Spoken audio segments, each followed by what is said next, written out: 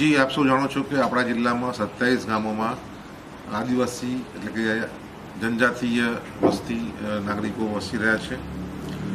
માનનીય વડાપ્રધાન શ્રી દ્વારા આ સમુદાયના ઉત્થાન માટે પ્રધાનમંત્રી જનજાતિ આદિવાસી ન્યાય મહાઅભિયાન, જેને આપણે ટૂંકમાં PM જનમન યોજના કહીએ છીએ, તે લોન્ચ કરેલ છે 2023માં.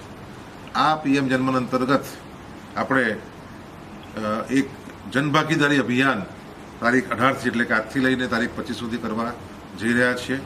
અને એમાં સરકારશ્રીનું એવું સૂત્ર છે કે સબસે દૂર સબસે પહેલે, એટલે કે આ અનુસૂચિત જનજાતિના જે નાગરિકો છે તે ખૂબ જ અંતરિયાળ વિસ્તારમાં વસતા હોય, તેમને સરકારી યોજનાઓનો લાભ લેવામાં થોડી તકલીફ પડતી હોય છે, વિલંબ થતો હોય છે. આ વિલંબ નિવારવા માટે આ જનભાગીદારી કેમ્પનું આયોજન થઈ રહ્યું છે. સોમનાથ જિલ્લામાં, ગીર સોમનાથ જિલ્લામાં આપણા કુલ 27 ગામોને આપણે 8 અલગ અલગ ક્લસ્ટર્સમાં વેચી નાખ્યા છે.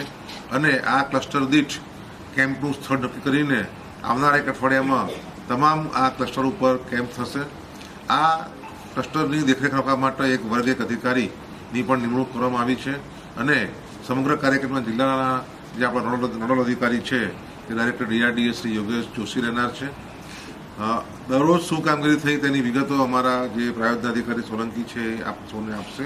અને આ યોજના અંતર્ગત અગત્યની યોજનાઓ જેમ કે આયુષ્માન કાર્ડ છે, ભારત કિસાન ક્રેડિટ કાર્ડ છે, જાતિના પ્રમાણપત્રો છે, રેશન કાર્ડ છે, જનધન એકાઉન્ટ છે, PM માતૃવંદના યોજના છે, આવી તમામ યોજનાઓનું જે લાભ આપવાનો બાકી હશે તે તમામ લોકોને લાભ આપવામાં આવશે.